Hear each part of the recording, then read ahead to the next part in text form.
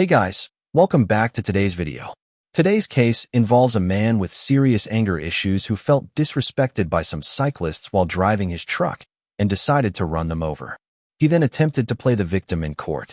Initially, the court showed leniency due to some medical conditions and placed him on probation, which he subsequently violated by ignoring court orders and threatening the judge's staff and probation officers. I'm a bit under the weather today, so my commentary may be lighter than usual, but this is still a compelling case. Let's get into it. This is file 232155 FH, or FYI. Okay, so Ms. Trask, are you still there? Yes. All right. So this is a probation violation hearing. Mr. Elhart, you've been retained now to represent Mr. Foz. Are you prepared to go forward with the hearing this morning? Yes, sure. Okay, so Ms. Traska, if you could please raise your right hand. Do you swear or affirm that the testimony you're about to give will be the truth? So help you God. I do. All right, and if you could please start by telling us your name and how you're employed. Amanda Traska, probation officer for Leelanau County with District Court. Hang on just a moment, Mr. Elhart. If I may, Your Honor, Mr. Foz is here to admit that he is unable to do the community service work. Okay, so he wants to enter a plea. Yes, Your Honor. What about the added violations for, let's see, failed to continue counseling with the cancer center, disrespectful with court employees and care providers, and acting in a threat, intimidating, harassing manner. Okay, so then, Mr. Foz, is that correct? You're changing your plea in this case to guilty of the violations. That's what you want to do, is plead guilty. That's his direction, yes, sir. Okay, so it's still your decision, but I understand you've consulted with Mr. Elhart, and that's what you've decided to do. Yes, sir. Okay, so before I take your plea, I want to make sure you understand that you do have a right to a hearing at which Mr. Elhart would represent you, and you're choosing to waive that right, correct? Yes. You also understand that the worst that could happen is for this conviction of leaving an accident causing injury is you could be sentenced to up to a year in jail.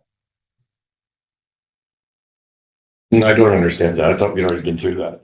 The judge is advising the defendant of his potential maximum sentence, 1 year in jail, for violating the terms of his probation, which was granted in lieu of jail time following his guilty verdict. In my opinion, a year still falls well short of what his actions warranted. Well, that's the worst thing that could happen. Do you want to talk to your attorney some more about that?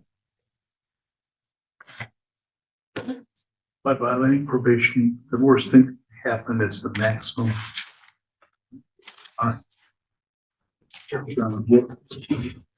Okay, so you understand that, correct? Okay. Has Mr. Elhart answered all of your questions to your satisfaction? Yes. And no one's used any force, threats, coercion, or made any promises to you to get you to waive your right to a hearing this morning, have they? I'm going to say no, sir. All right. Then the report indicates you were placed on probation back in October of 2023 for leaving the scene of an accident causing an injury. And as a condition of that probation, you were to complete 30 days of community service work within the first 180 days. Is that true? Yes. And the fact is you did not complete the 30 days in the 180 days, correct? There's also an allegation that you failed to continue your counseling with the cancer center as ordered. Is that true? True with extenuating circumstances. It's not true that I refuse or I'm not doing it. As I've mentioned before, a letter was sent from the parole office without my permission or knowledge to my medical providers asking for information on my medical records. When I found out about that, I called my medical provider. They said they deleted the email. And this went on for about 3 months, me trying to get the email from my provider. She went to legally refused. And because of that letter that was written by the probation department and my asking about it, they discontinued service. They refused service because they didn't want to get involved in a legal case. I also went to my Okay, so I'm going to give you and Mr. Alhart a full opportunity to explain the circumstances of these violations. But for right now, I'm just trying to establish if you're pleading guilty to this.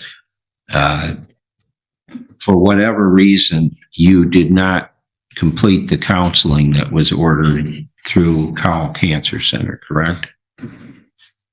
correct, but not due to my circumstance, due to their circumstance. Answer is yes. Yes, sir. Okay. So, is it also true you were disrespectful to court employees and or service or care providers? I was honest with them. Okay, but would you agree that you were disrespectful to them? To me, sir, that's a very subjective term. Well, we can have a hearing on that issue. We can have Ms. Traska go through all of the emails and other correspondence. I've got them too. I've got them here as well. And if you mean saying, fuck you and the horse you rode in on for writing that letter and other things like that, yes, I did. Okay. If you call that disrespectful, yes, that was disrespectful. All right. So, and then it also, the allegations are also that you acted in a threatening, intimidating, and harassing manner towards other persons. Is that true? No, sir. The court is about to review everything he said and did to the victim, court staff, and probation officers. I'll let you draw your own conclusions about whether his conduct crossed the line into intimidation or harassment. Yeah. For the purposes of this hearing, I suggest we go with the three that he's admitted to, and you can take into account whether or not you think the fourth is appropriate to consider for any sentence.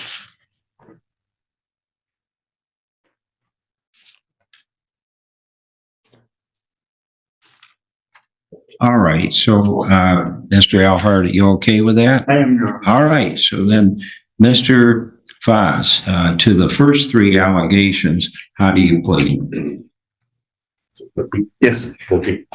I'll accept your plea, find it is voluntary, accurate, and understanding. And Mr. Alhart, what else would you like me to know? Thank you, Your Honor. I'm in the sentencing phase now, Your Honor. Yes. Thank you. Your Honor, Mr. Foz you had received it, I think, a copy of a letter dated nearly a year ago where he was given 2 years to live. He may not make it to his next birthday. He's under daily chemotherapy. Cancer has spread to his bones, the rest of his body. His liver is at correct lymph nodes. I'm sure that he's undergone great deal of modifications to his temperament, the way he behaves, and everything else due to the cancer. I'm very certain in looking at his history and talking to him about his history, what he's done for our country, that he was an exemplary citizen. Cancer has changed who he is and what he is doing. His behavior many times inappropriate. Certainly, I understand his dismay that his medical rights were violated. By the same token, I understand what was going on. He can't do any work of any kind. He can barely make it here today. Mr. Alhart, are you aware that he was given the opportunity to consult with the probation agent to try to come up with non-physical activities that would count as community service work, such as writing letters to veterans? I wasn't aware of that. I wasn't aware of that either, man. That's never been proposed to me. Right here in open court. Okay, go ahead, Mr. Alhart. What was right here on court, Your Honor? When we were here on the first probation violation. Okay, thank you. Mr. Foss, is there anything you'd like to add? Yeah, there's a lot that I'd like to add, Your Honor, but it doesn't really pertain to what we're doing here today. I've been really disappointed by the professionalism exhibited by the probation department, my violation of my rights. The scales of justice don't seem to be equal. Inflammatory language, refuses, inflammatory language like that. It's not accurate. It's not true. I never acted in a threatening, intimidating manner. What I do demand is service from my public employees, and refusal of service is unacceptable to me. And that has happened with probation and not probation with my FOIA requests. The judge makes a pointed observation. This defendant struggles to accept that he doesn't always get his way, and that his victim had every right to expect basic decency from a fellow citizen, not to be struck by a vehicle over a perceived slight. And when I receive pushback like that, I don't think I've made any unrealistic requests. I'm not familiar with how the legal system works, but when I am refused service, it makes me a little irritated. I expect professionalism from my public employees, and I admit I've not been professional. I've been irate, and I get that way very easily. Part of it's, as we mentioned before, testosterone has a huge impact on that. It changes your personality. I had a doctor's appointment last week, and I mentioned that to my doctor, and he said it's an effect of testosterone. And the reason I'm unable to perform these tasks is because of my testosterone levels, my chemotherapy, my sicknesses. The reason I missed my last appointment for probation, and I mentioned this to Ms. Trask, I wrote her a letter. I'm very sorry I missed the appointment. I was ill. I don't get my mail every week. I apologized, and I asked her if there was something I could do to mitigate the situation. I never received a reply. So it's not that I'm fighting and refusing to do what you're asking me to do. I will happily do, if I could, sir, I would happily do what you asked me to do, but I'm not physically able to do it. I've mentioned that I would be happy to pay a fine to help out the community, but physical activity service, yeah, I'm not able to do it. All right. Mr. Chamberlain, anything for the people? Your Honor, I agree with Mr. Foss that the scales of justice are not equal in this case because he was charged with a felony and could have been charged with 2 others for felonious assault. Your Honor, he got mad at someone who flipped him off. He turned around, drove his vehicle right at them, slammed on the brakes, and one of the people got hit. That person was in the hospital. They had their leg split open for, I believe it was 4 days with a pressure bandage. So from about the top of the knee to about the top of the thigh. And that was due to his actions, due to, as he said, his anger. Mr. Alhart said, cancer has changed him. Well, then that means he's a public safety risk. Your Honor, because I ran the guidelines in this case, and had he been convicted of just what was on here, he's looking at 0 to 14 months. Had we increased it to the 2 additional felonious assaults, it would be 7 to 23 months. That's OV1 for using a vehicle as a weapon, OV2 for the potential lethality of the weapon used, OV3, 25 points for life-threatening and permanent and/or permanent incapacitating impairment. OV4, 10 points, serious psychological, requiring therapy and other medical intervention. OV9, number of victims. There were 2 to 9 placed in danger. OV17, 10 points for driving recklessly, disregarding life.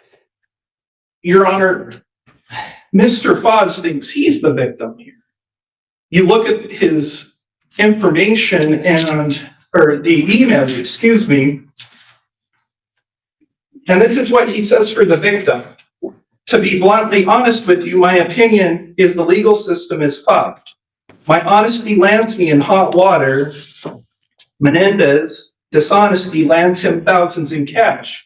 That's fucked, really fucked. Your Honor, the only reason why he got a misdemeanor was because if it was an intentional act, we were concerned that his car insurance wouldn't pay for all the hospital bills and everything else that happened.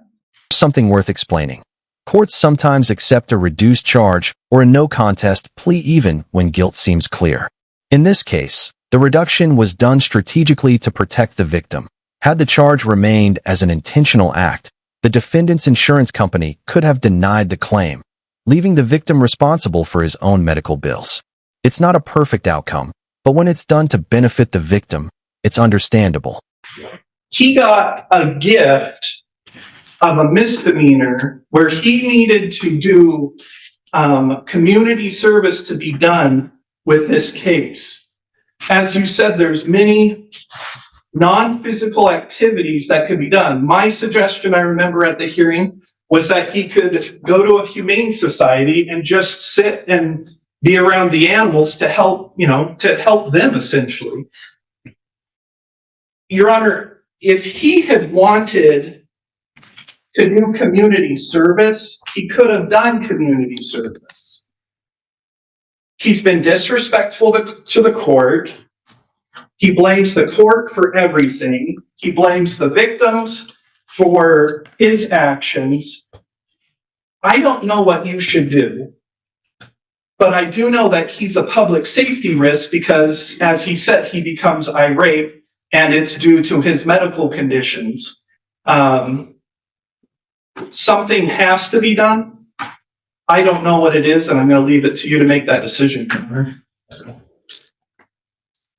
All right, so this is sentencing on a number of probation violations. Initially, the concern was fail to complete 30 days of community service work, which was intended to be in lieu of jail time, taking into account Mr. Vaz's medical condition. And Mr. Vaz was given the opportunity at the first probation violation. Well, it wasn't a probation violation hearing. We had a review hearing to determine how to go forward. And at that time, what I recall is Mr. Vaz refused to provide any medical information of any substance so that I could even verify what his situation was and whether he was physically capable of doing community service work or not. He continued to give the probation department a hard time at every corner, even pursued them with FOIA requests asking for why his original probation officer, Ms. Hulse, left her position, FOIA requests to investigate them. And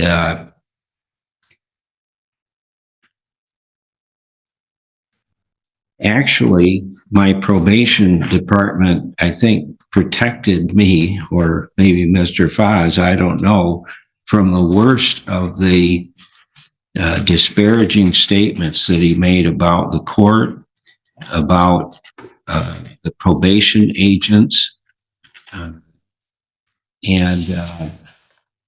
Mr. Chamberlain hit on some of it. That's just the tip of the iceberg. Telling our probation agent, you need to back off and mind your manners, little miss. Thanks for really effing me in the back end.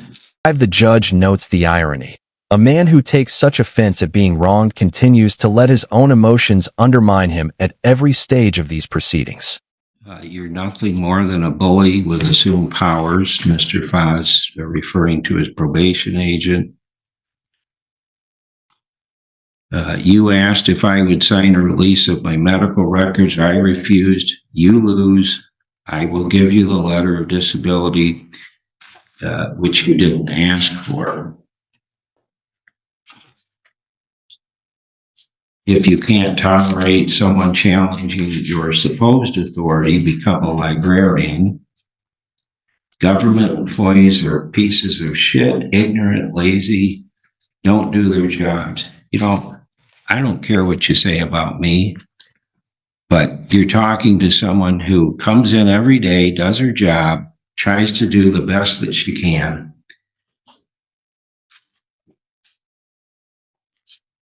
And Mr. Elhart said something about, I know people with cancer. Yeah, I've got a mother-in-law who has terminal cancer right now. I can't imagine her, with as much as she's gone through the last few years, ever behaving in the manner that you have. So, yeah, that's just the tip of the iceberg. I wasn't aware of all of the disparaging statements that were made until reviewing for this case this morning. Can you say something, Ryan? No, it's my turn.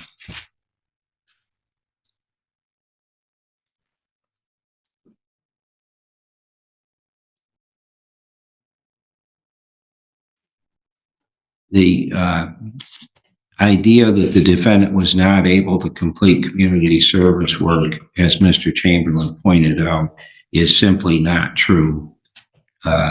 He was given the opportunity, because of his health condition, to come up with ideas for how he would do that, including writing letters to veterans, including the suggestion of the Humane Society volunteer work that Mr. Chamberlain came up with himself, and continued to refuse to do that. He did complete 4 hours of community service work, I think at a thrift shop, maybe.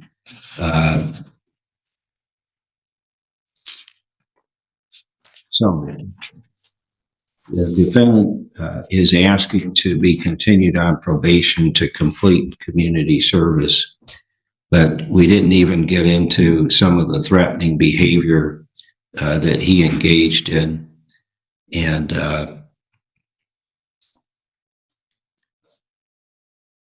it's a little too late. I agree with Mr. Chamberlain. I do view you as a public safety threat. In fact, we had an alert out to the courthouse because of your behavior, your threatening tone towards the clerks here, both at the prosecutor's office and the district court office. A word to the wise. If you want to guarantee a judge's full attention and displeasure, disrespect his staff. The court then reads both the details of his conduct and the victim's impact statement, which makes clear just how significantly this incident has affected someone with a promising future ahead of him. But I think what gets lost in all this, as far as what is an appropriate sentence, is what you did. And Mr. Chamberlain, to get here in the first place, Mr. Chamberlain described a little of that.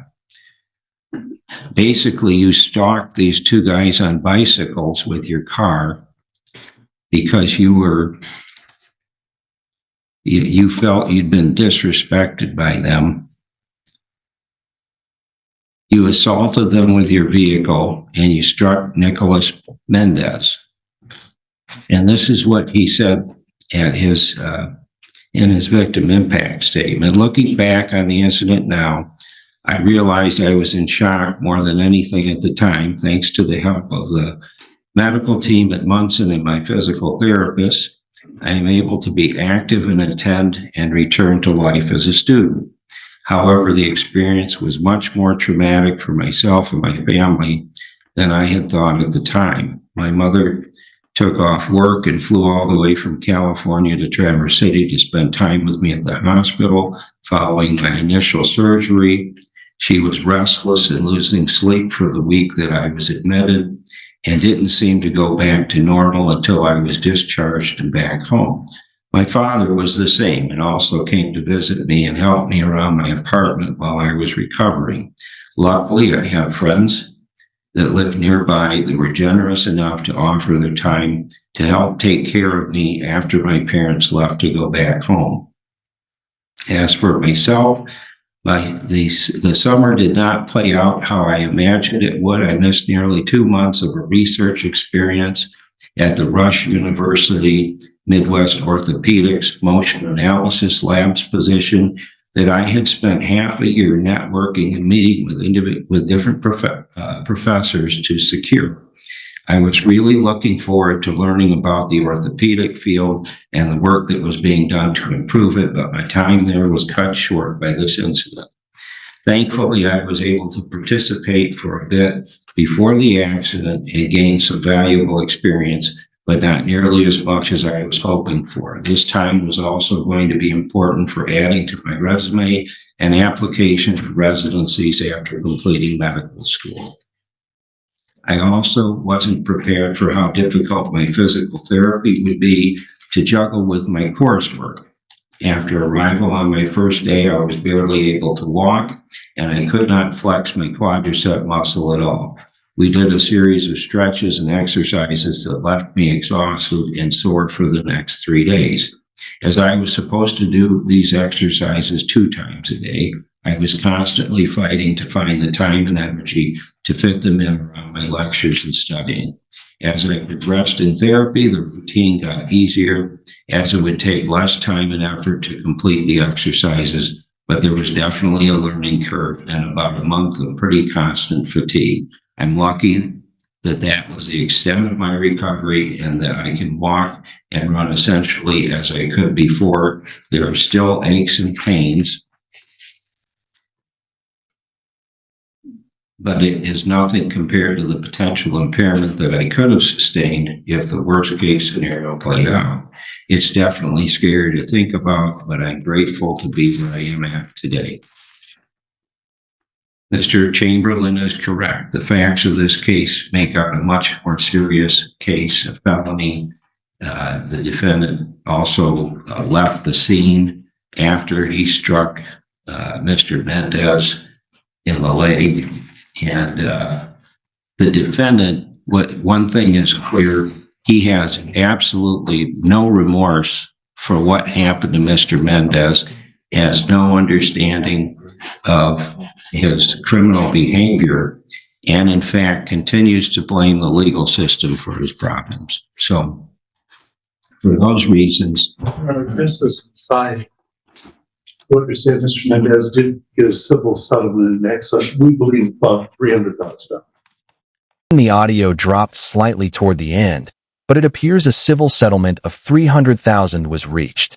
While that's a substantial sum, it doesn't undo the fact that he intentionally struck the victim with his truck, causing serious and potentially permanent damage to his leg. Now it's time for sentencing. the fact is the defendant has not learned anything from this, and I don't know what else to do. I'm at the end of what I can do. I know I'm not going to subject my staff or either the probation officer or my court staff to Mr. Foz threatening, intimidating, and disrespectful behavior anymore. So I am terminating the probation as unsuccessful. If it weren't for the cancer, I'd probably be considering a year-long sentence, but it's going to be the 60 days I held in abeyance at the original sentencing hearing. And you have credit for 1 day served. That's it. The sentence, 60 days in jail.